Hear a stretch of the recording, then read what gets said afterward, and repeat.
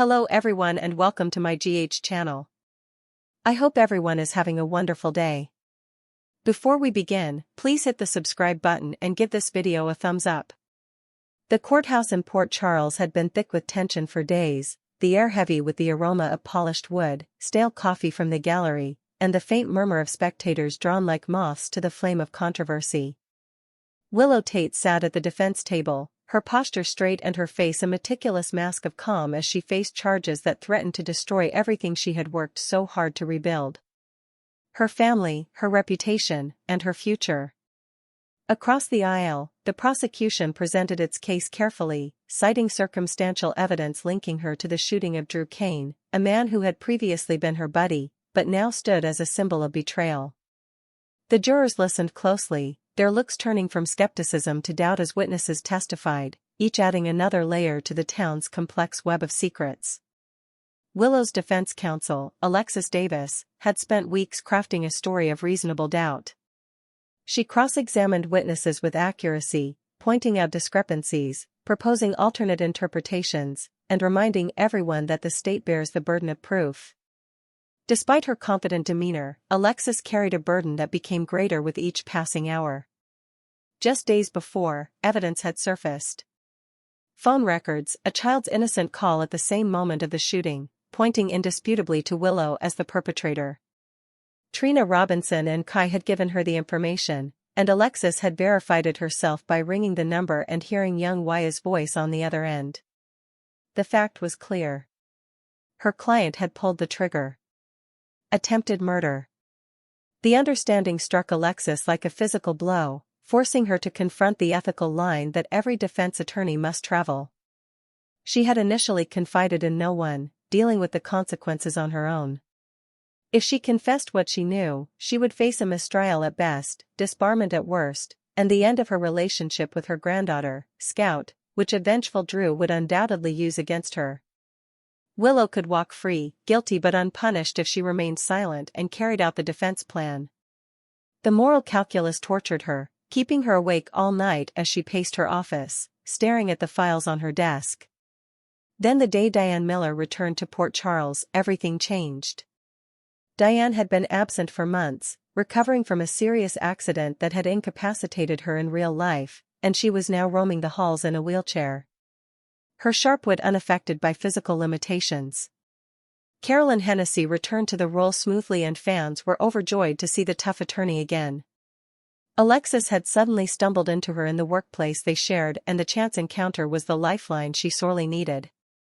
Alexis asked Diane to represent her confidentially and she poured out the details, the evidence, the certainty of Willow's guilt and the impossible decision she faced. Diane listened without interruption, her countenance unreadable at first, then softening into the pragmatic resolve that had earned her the reputation as one of the town's most recognized lawyers. She reminded Alexis of the fundamentals. A defense counsel must vigorously support their client, even if the truth is inconvenient. Throwing the case would be immoral, grounds for disbarment, and would provide Drew the ammunition he needed to permanently separate Alexis from Scout. "You know exactly what you have to do," Diane replied, her voice firm and forceful. "Stay the course. Deliver the concluding argument as planned. Allow the system to play out." As the trial neared its conclusion, Alexis's thoughts were haunted by the remarks. The days merged into a rhythm of objections, decisions, and witness evidence. Each morning, the gallery was filled with familiar faces. Sonny Corinthos watching from the back row with his characteristic stoicism and Carly Spencer alongside him, lending quiet support to Michael, who faced the potential of his own trial if things went wrong.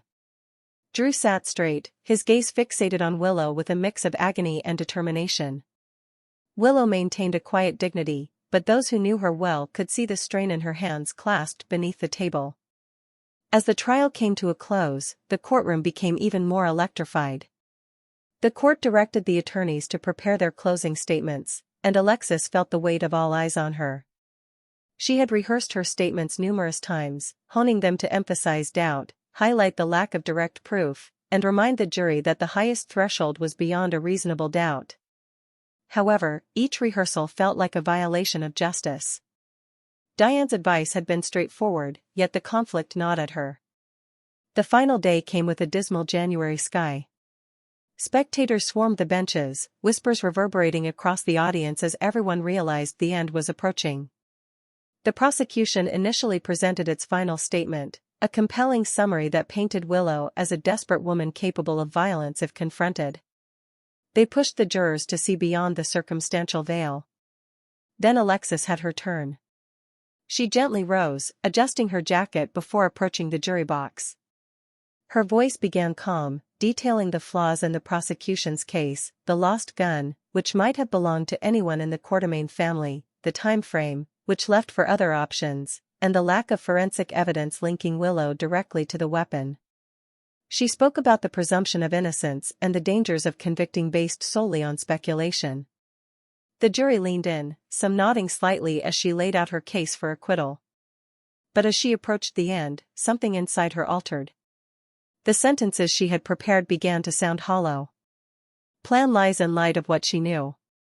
She hesitated, looking over to the defensive table where Willow sat, eyes wide with expectancy. Alexis' attention shifted to the gallery where Diane sat with an emotionless but sympathetic face. The clock on the wall ticked down to the final minute of the session. In that paused moment, the courtroom appeared to be holding its breath. Alexis took a deep breath, her hands quivering slightly at her sides. She had spent her entire career fighting for justice, occasionally breaking the laws, but always believing in the balance. The equilibrium teetered. "Your Honor," she spoke abruptly, her voice piercing through the silence like a razor. The judge looked up, surprised. "If I may, before we adjourn for deliberations, there is one final matter I feel compelled to address." The gallery murmured. The prosecutor objected, but the court was intrigued and permitted her to proceed. Alexis turned to face the jurors directly. "I have defended my client to the best of my ability. I have argued doubt as is my duty, but in the final moments of this trial, I cannot in good conscience let the record stand incomplete." She paused. The weight of her words settling over the audience. "The evidence that has come to my attention, evidence I verified personally, shows that Willow Tait made a call to her son W.Y. at the precise time of the shooting. That call places her at the scene. Willow Tait is the one who shot Drew Cain." There were gasps. Willow's face drained of color and her hands flew to her lips. Drew looked in horrified awe. The judge repeatedly banged the gavel for order. Alexis continued, her voice steady. "I know this revelation comes at the 11th hour. I know it changes everything, but truth matters more than victory. I ask the court to consider this in light of the proceedings." The judge's chamber collapsed into disorder. Bailies moved to protect the area as the crowd reacted. The court declared a mistrial right away, citing the extraordinary nature of the defense attorney's admission. Willow was remanded in detention pending fresh accusations with her previous bail canled. Drew stood slowly, his face a mix of triumph and sadness. Outside the courthouse, reporters crowded around. Microphones raised as questions flew. Alexis appeared, accompanied by Diane, who had wheeled herself to her side with quiet purpose. "You did what you had to do," Diane whispered softly, resting her hand on Alex's arm. "The law isn't always clean, but integrity is." In the days that followed, Port Charles was in shock. Michael, who was facing his own probable trial on related charges, found fresh hope in Diane's commitment to fiercely defend him and completely expose Willow's actions. The Courtroom family dealt with the aftermath as old scars reopened. Willow, now in prison, had to face the repercussions of her actions while Drew began his long path to physical and emotional recovery. Alexis returned to her workplace that evening, fatigued but not burdened. She had prioritized truth over allegiance and fairness above convenience. And in the final minute of the trial, Diane's influence, her return and counsel, had given Alexis the courage to speak. Port Charles, always a town of secrets and disclosures, moved forward again. The echoes of that courtroom moment lasting long after the gavel dropped. The courtroom had fallen into that familiar, tired silence that comes after weeks of testimony and days of final arguments. Even the ceiling fans appeared to spin more slowly, as if the air was holding its breath. The jurors sat straight in their box, faces drawn with exhaustion and curiosity, as if something unfinished lurked beneath the polished words and meticulously arranged evidence. Drew Cain gazed straight ahead at the defense table, his mouth stiff and his hands folded perfectly, as if he had been practicing. Across the aisle, the prosecution muttered among themselves, already relishing what they saw as an unavoidable victory. Diane Miller stood alone on the podium. She had fought innumerable cases in this room, taking on judges, prosecutors, adverse witnesses, and public opinion. She understood the rhythm of a trial better than most people do their own heartbeat. But as the judge looked at the clock and prepared to end the hearings, Diane felt that old electrifying certainty rush through her veins. This was the moment, the last minute, a sliver of time in which everything could yet change. "Your Honor," Diane continued quietly, her voice cutting clearly through the room. "Before the jury is dismissed, the defense requests permission to introduce one final clarification." A murmur echoed throughout the audience. The judge frowned. "Miss Miller's closing arguments have completed." "This trial has already with respect," Diane interrupted, her tone pleasant but uncompromising. "What I'm going to say goes straight to the identification of the individual who perpetrated the crime at the center of this case." Every head turned. Drew eventually looked up, a confused expression on his face. On the prosecution's side, the assistant DA stiffened, his eyes narrowing as if he were trying to see around a corner that did not exist seconds before. The judge leaned forwards. "You have 60 seconds, Miss Miller. Make them count." Diane didn't squander one. "Ladies and gentlemen of the jury," she continued, carefully turning to face them. "You have been asked throughout this trial to assume that Drew Cain acted alone, that he broke the law because of desperation, ambition, or hubris. But the evidence reveals a different story, one that has been lurking in plain sight."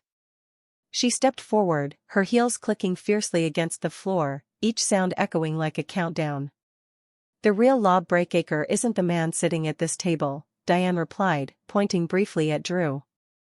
"It's the person who manipulated the paper trail, altered testimony and ensured that suspicion would land exactly where they wanted it to." A bead of sweat slipped down the prosecutor's temple. Diane reached into her folder and retrieved a single document. On day 3, this financial authorization form was submitted into evidence. At the time, it appeared trivial. A clerical detail. But last night, when going over it line by line, I saw something unexpected. She held out the paper, allowing the jury to see the signature at the bottom. "This signature does not belong to Drew Cain." Gasps erupted in the gallery. The judge's eyes widened. "Miller, it belongs to Martin Gray," Diane stated simply. "A member of the court, a man who knew how to violate the law without breaking it until now." The crowd erupted in laughter. Martin, sitting several seats back as an observer, became pale. He sprang abruptly, knocking over his chair, his mouth open as if words could save him. None arrived, his gaze glanced to the doors before returning to Diane, who answered his stare with unflinching resolve. "For weeks," Diane said, her voice rising over the tumult, "Mr. Gray has positioned himself as a neutral legal mind.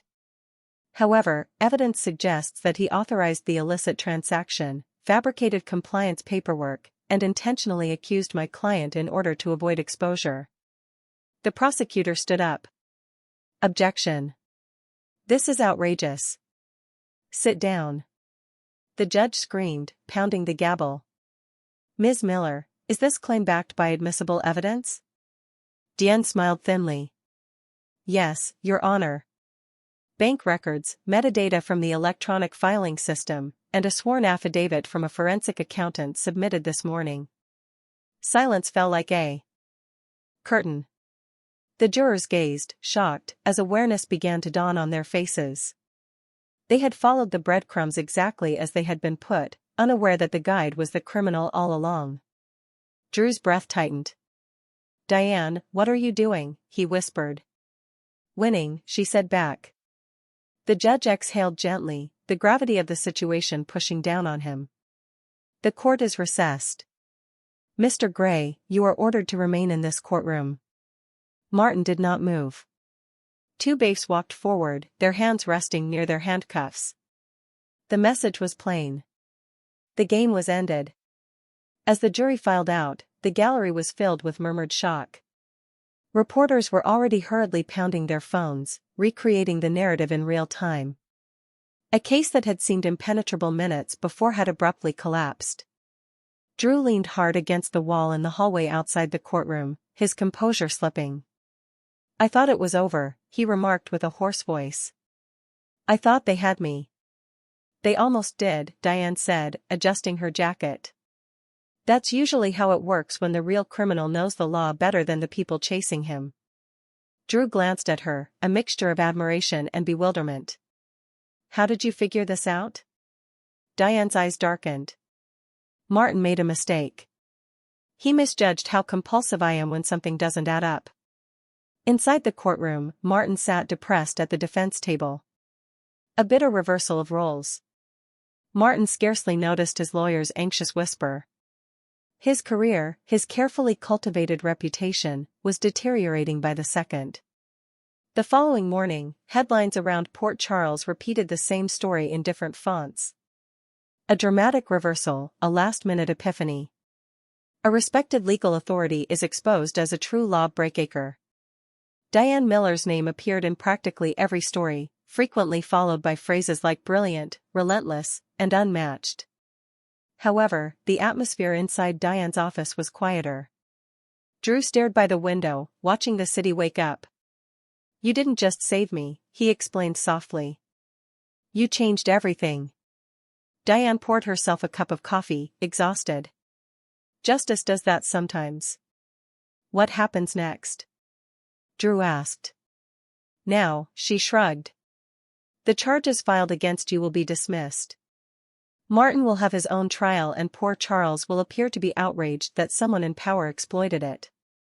Drew turned to face her. "And you?" Diane smirked. "I will take a nap. Maybe two." Despite her words, Diane knew the damage was far from ended. Martin's arrest would send shock waves through the legal and political circles in Port Charles. Alliances would fracture. Old secrets would resurface. People who had trusted Martin, clients, co-workers, even friends, began to wonder what else he had hidden. Across town, these questions were already taking shape.